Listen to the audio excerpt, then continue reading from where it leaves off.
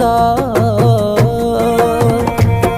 నువ్వు ఊర్వశివని కాదే నిన్ను ప్రేమించింది, నువ్వు దేవతవని కాదే నిన్ను పూజించింది, నువ్వు నింగివని కాదే నేలనేమైంది, నా ప్రాణం అనే కదా నీకు అలుసయ్యింది. రాతలో లేని రాధమ్మ చెప్పలేను